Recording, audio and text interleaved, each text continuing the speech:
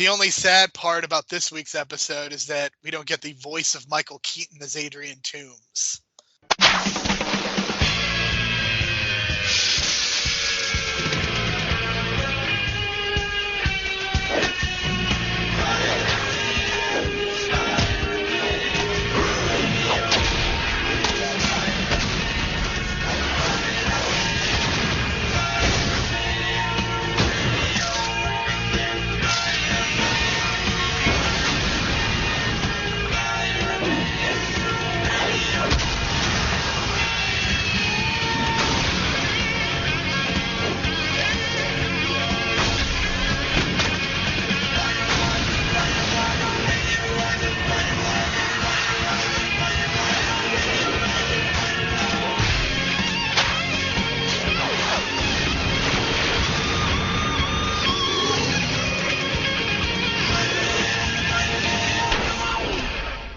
This is the Superhero Pantheon. Now on this podcast, we will take 3 episodes, in this case 2, of the Fox Kids version of Spider-Man that aired in the mid-90s and discuss/review. This is not for Pantheon eligibility, but is a fun side project. My name is Jerome Cuson. You can find me on Twitter at JeromeC1985. You can find additional episodes of this podcast, Apple Podcasts, Stitcher, Spotify, and all of your favorite podcast apps through the real world. We strongly encourage you to leave a 4 or 5-star review so as to help people discover the show and the great work that the folks at The Real World are doing. If you would like to interact with us or send feedback, you may do so by following us on Twitter at Hero Pantheon. My co-host for this week and every week is Brian DeBrain. He can be found on Twitter at Brian DeBrain. And Brian, the one thing I will say about this season is that I think it has a really solid payoff. I think that there are some things that don't always work totally, i.e. Scorpion's involvement, as we discussed off air before the show, and we will discuss on air. But for me, I really do like how this season paid off and set the stage for season 3. I think altogether there is some really good continuity.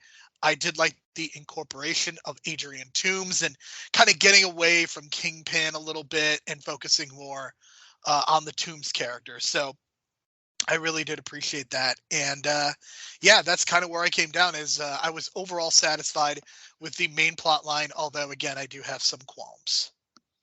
Yeah, it feels like this should have been a 12 episode season. This is 14 episodes. They kind of stretched it, it feels like.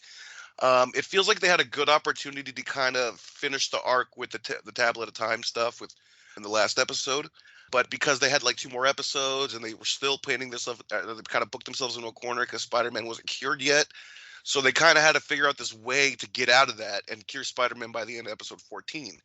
So I kind of get why they stretched it out again. And this is another 2-parter. It does have a good to be continued because Spider-Man is old by the end of this episode. So that was pretty freaking cool to see. It does have some fun in episode 14 when it comes to the story structure and the way they use that plot device of Spider-Man being old. But I feel like this involving Adrian Toomes was kind of unnecessary because what it really breaks down to is he's just doing the same thing as Silvermane in the last episode where he just feels like threatened by another corporate competitor. In this case, it's Harry Osborn. Or Norman Osborn, I should say, excuse me.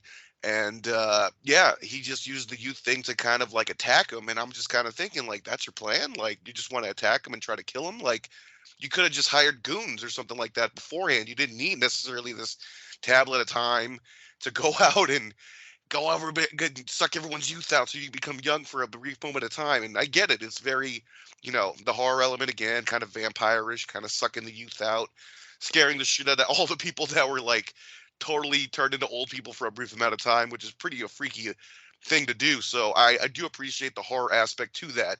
It just feels like there was no reason for Toomes to do any of that because it's like all he really wanted to do was just fucking kill Norman Osborn, and he could have just done that at the beginning of the episode, but he was toying with him as well. So it was very kind of weird on the end game. And he even mentions like, this is the end game, Norman. He mentions the end game, but the end game was just him wanting to kill him, and he just kind of built up to it and didn't do it, it felt like. Well, the one thing I will say about Toomes' plan is perhaps he has been watching the first 2 seasons and has seen how miserable of a failure all the goons are, from Hammerhead to Rhino, even to Scorpion in the season finale. So perhaps he's been watching and realizes, well, the goons are failing. So much like Thanos at the end of Avengers 1 in the post-credit scene, he's like, I'll do it myself. Except he didn't wait 4 movies to actually do something himself. He decided to step up right away and try to solve the problem himself. Maybe that was it. Maybe that's the whole commentary, because it just felt like, I mean, he had almost no henchmen. He pretended to be his own henchman in the middle of the episode, which I thought was really, really good, like twist in the middle. Because like, oh wait, that's him, but they don't realize it's him. You know, so if you kind of take this kind of like plot device of taking someone's youth for a temporary amount of time, making the older person younger, you can have a lot of fun with that in the MCU. I can only imagine a Tom Holland Spider-Man movie where this is going on, and he ages himself for like a good hour of the movie, and you're stuck with like an old Tom Holland. I think there's a lot to play with there. So I do like the concepts involved. It's just that I feel like I don't know. It feels like Toomes could have just killed Norman right off the bat instead of fucking with him before Spider-Man had to come in and save him. So again, it's just very tropey a little bit, and I get it, the kid show aspect, but it just kind of feels like filler in episode 13 in particular. Episode 14 is where they really pad out the plot points that they were kind of leaving unfinished. Yeah, again, Connors is back too, so that's great because again, it's more full circle with Dr. Connors. He's there as the supporting mentor role for Peter, and he's always struggling to fight the Lizard coming out. So I love that idea. So I'm really digging this interpretation of Connors in the show because he's very much a babyface, and in the movies, like he's very much depicted as a heel, and we only saw the human side of him in the last movie for like a minute or less than a minute actually. So I'm really positive on the way that they portray Connors in the show, and I kind of wish that I mean, Sam Raimi pretty much had that idea down. He just never turned him into the Lizard. So, you know, this is kind of like my props to Connors in this whole, especially this season. Like he was really the backbone of the season. It felt like Spider-Man really relied on him and his technology to kind of cure himself, and all the struggles that were in between, from like the Neogenics, from the visits from the X-Men, all that stuff that kind of just build up to where we are now. So I'm glad Connors was along for the ride, because now that kind of cements him as like, you know, it kind of cements the show as not just being like obviously like the week to week monster of the week kind of thing. This whole season was a giant arc. So I'm just really glad that they, you know, stuck with it, and that Connors was a big part of the ending too. Yeah, I'm glad that they have reincorporated the Lizard, but I like that they waited to do it. They didn't just do it right away. There was a reason to bring Lizard back and kind of bring him back and cure him again. So that is all stuff I appreciated. I really like that at the beginning of episode 13, Spider-Man talks about getting his treatments and thus kind of planting that seed in everybody's mind. I really appreciated that, just reminding us of what happened. Toomes calling Osborn a vulture, but then dressing up as a vulture, a little bit on the cheesy side, but it's a cartoon, so I think you almost have to forgive it. So the dynamic and the science, I'm not sure if it's sound, Brian, because he first absorbs the energy of a child, and I guess it doesn't work, but he absorbs an adult's energy, and that's better apparently. I don't.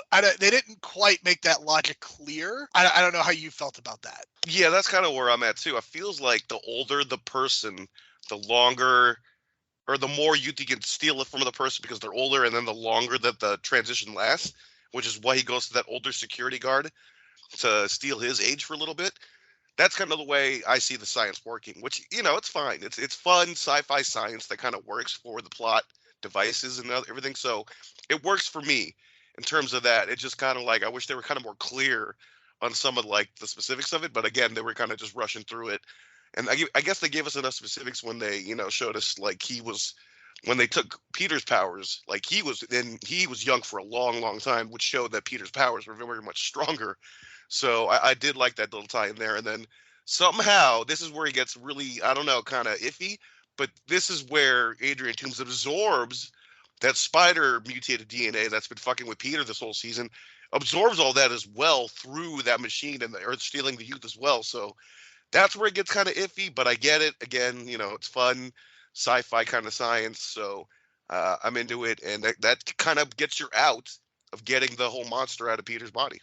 Absolutely. So we do get Peter flashing back to what a terrible boyfriend he's been, as has been a consistent theme of the first 2 seasons.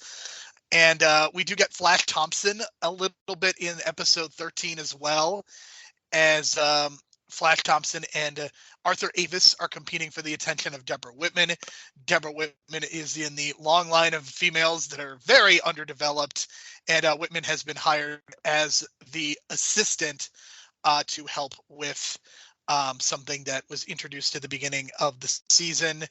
And poor Deborah Whitman gets sexually harassed by Arthur Avis in their very first interaction. So, yeah, it's this is definitely something that was interesting to watch in 2022, given some of the things that Avis says to Deborah in their scene together. Well, Avis is Vulture, right? So I guess as soon as he got young again, he just related to old 1940s, 50s, 60s cultural misogyny. Is that what happened? He kind of just went back in time in his own head and just went back to like old school ways and just, oh my God. Hey, yes, it is what it is, but at least they got, he got called out for it. The thing, what I was kind of shocked with was Flash Thompson saving Spider-Man. Like, I was like, whoa.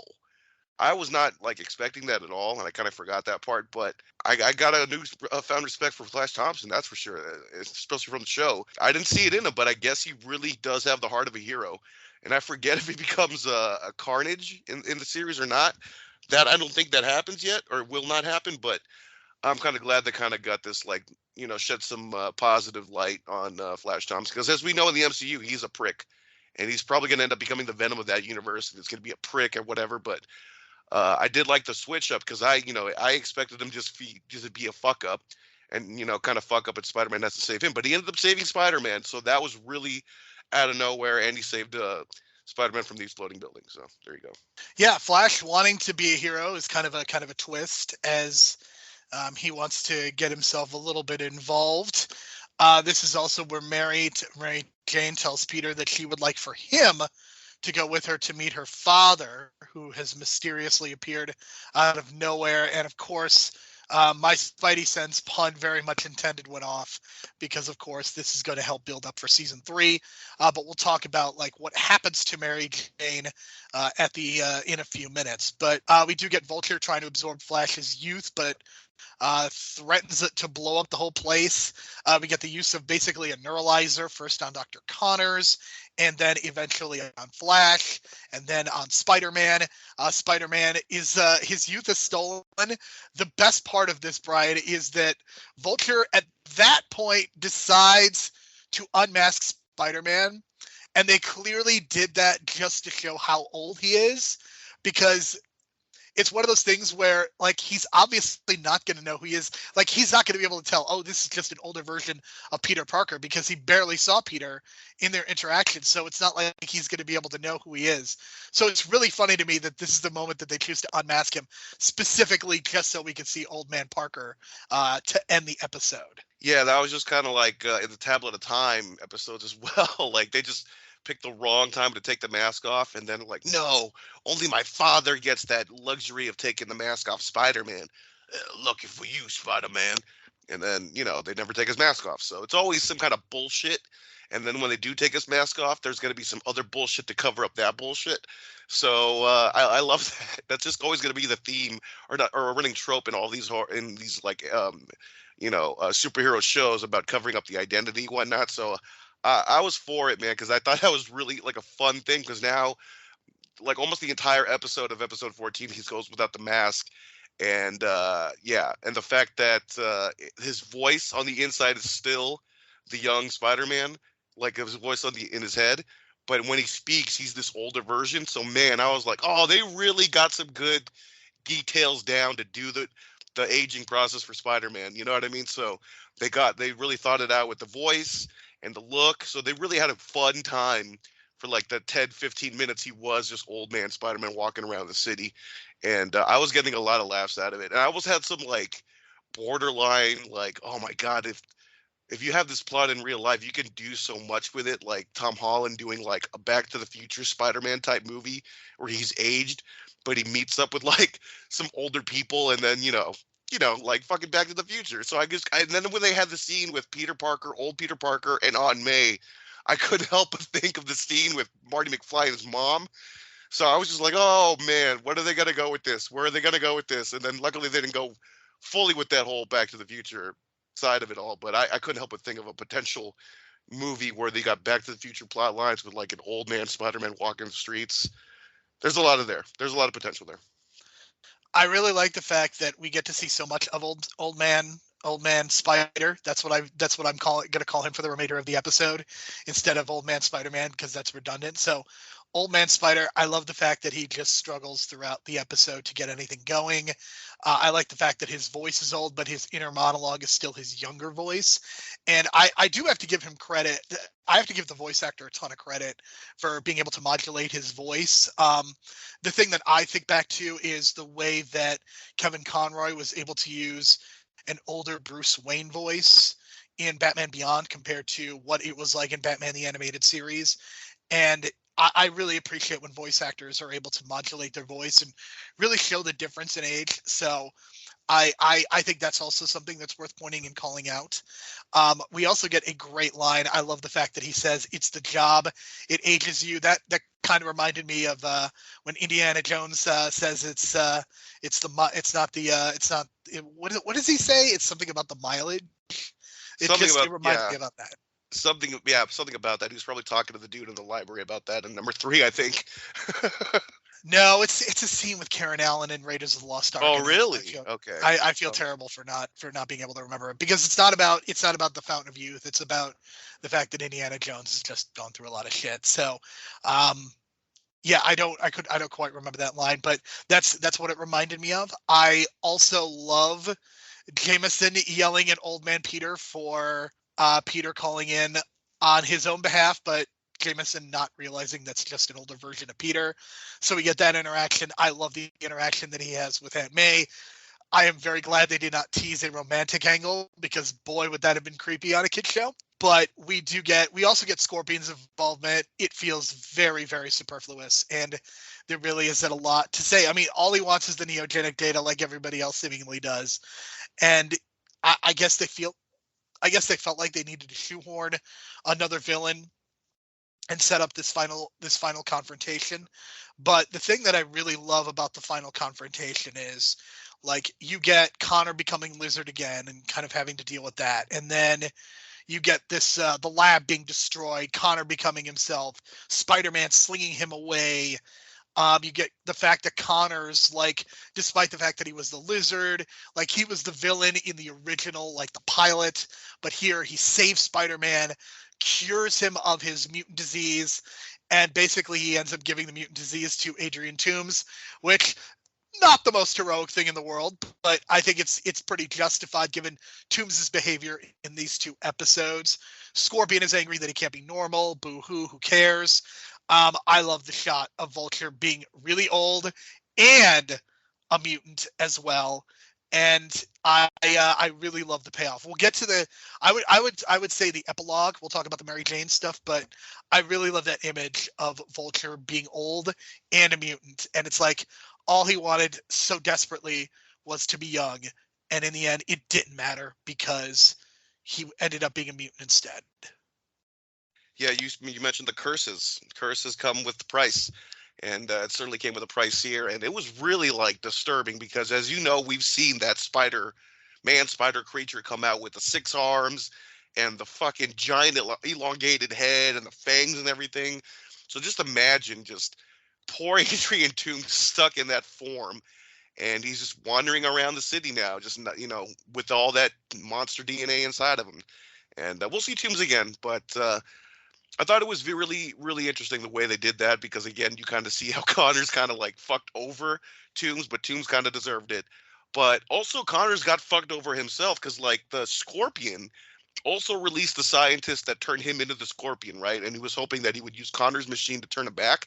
That's kind of how they shoehorned that in when they didn't really need to.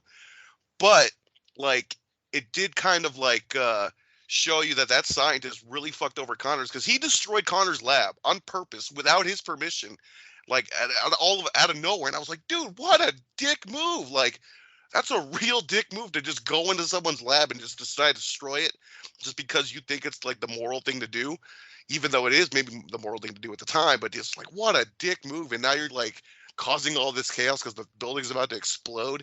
So I was kind of like, what a dick move by that guy. But again, he's kind of one of those tortured scientists anyway, because he created the Scorpion.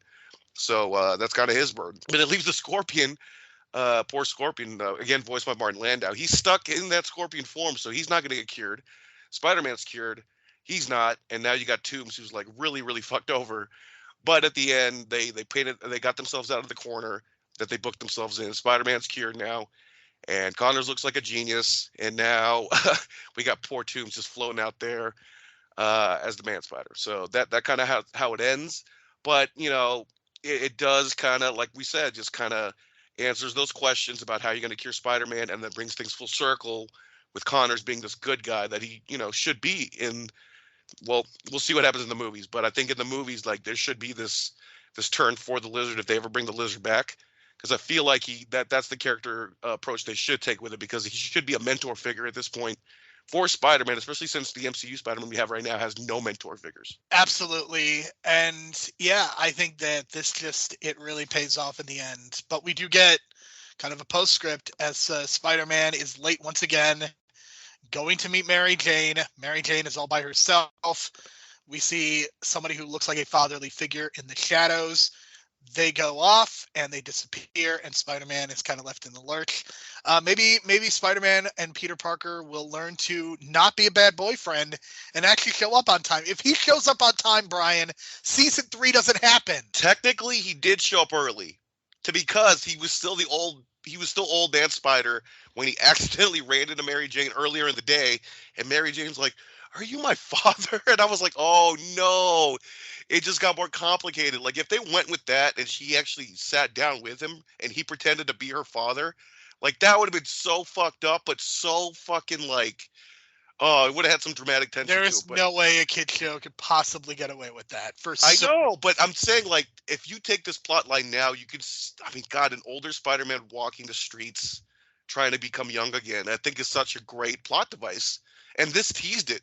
Because, again, you could have done the romantic thing with Aunt May, which would have been nuts. And then doing this thing, pretending to be the father figure, like, that would be even more. Like, there's a lot you could do here that I kind of wish they kind of put this in real life. But we'll see, because I don't know if, I mean, Tom Holland's got one movie left on his contract, but this would certainly make an interesting Spider-Man movie that you wouldn't have to, like, invest so much time in the action set pieces and just invest more time in the creativity of the plot device. That's what I'm saying. Yeah, I mean, I certainly think we have seen many ways that they could take the Spider-Man character and do something different from the norm. I think that's what we're looking for in superhero movies and TV shows, is for them to be doing something different.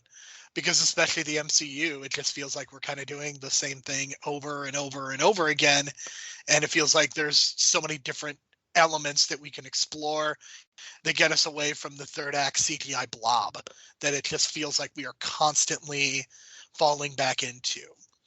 So in thinking about this season, Brian, I have to say I definitely enjoyed the main plot.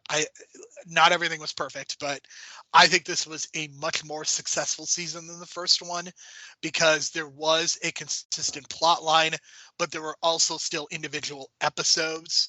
And I really appreciate the fact that this still felt like a TV show, and not like here's 20 minutes of plot interrupted by to be continued, and then we go to the next episode. Like, this was, each episode still had a beginning, middle, and end, and we still got a consistent storyline with Spider-Man dealing with being a mutant and also introducing different characters. I love the fact that we had the X-Men in this season. I love the fact that we had Blade, even though the Blade character wasn't great. I love the fact that we had all these different Marvel characters introduced in this as well, and Spider-Man got to do some to interact with other characters a little bit. I guess for me, it's really hard to do this at a kid's show, but it just feels like the show hasn't invested us in the Spider-Man Mary Jane relationship, and I think that's what is really unfortunate. And it's hard to do like a romantic piece in a kid show, but it just feels like we need more time with these two actually building their relationship so that we care. Yeah, that's kind of what we're going to head to in season 3. So that kind of tease at the end, where's Mary Jane? That's going to be a big deal, because it's going to lead to another big angle, quote unquote. That's wrestling terms, folks. But another big angle with Mary Jane later on in season 3. So There's going to be a lot of Mary Jane coming up, and it's going to be a lot of dramatic dramatic shit going on. But I do love this season so much because, again, with all the horror stuff elements going on, the body horror, the consistent storylines, the fact that each episode was a chapter of the Neogenic Nightmare all the way up to chapter 14, you hardly get any of that. So, for 1995, this was great storytelling. You know what I mean? Week to week. This is exactly what our parents were watching on those, on those soap operas every freaking 2 p.m. on ABC or whatever it was, Days of Our Lives or whatever it was. It's got that feel to it. So I'm glad they went with that, that feel. So it kind of was like, oh my God, I have to see the next episode, especially when some of the to be continues were so awesome in this season. When he turned into the man spider and everyone's like freaking out, and you kind of lose that perspective of Peter for the next episode. So that was great storytelling. So I love the way that they approached this season, and I wish they would take more creativity from specifically this season and kind of put it in the main MCU, because there's a lot of cool storylines you could do based on the storylines they had for the show, and specifically in season 2. So I'm glad we got all the X-Men, Punisher, Blade, all them. We're gonna get more cameos in the next season, but I think season 2 has the most outside cameos from the Marvel universe. So season 2 feels like a special treat, you know what I mean? Because compared to the other seasons, there's not as many. So I'm just glad we got so many that actually tied into the plot line. We even got a Craven babyface turn. So that's kind of hard to do, but they pulled it off. So, credit to them for doing that, because Craven is a really hard character to nail down. I feel like the show's the only really one that's able to do it. So, yeah, it makes me not really not a lot of faith in that Craven movie coming out for Sony, though. For sure. So, Brian, I think that is just about going to wrap us up for season 2 of Spider-Man, and we will be getting into season 3 very, very soon. And that's all going to be really exciting, because we'll be exploring some new characters and going in some even more different directions. So, anything else, Brian, before we call it? Overall, 8 out of 10. Awesome season. Much better than last season. And if you really love horror movies, you're going to have a lot of cool little Easter eggs to find. So. All right. So for Brian, my name is Jerome. Thank you so much for listening. We will talk to you again next week. Us old folks, we got to stick together, right?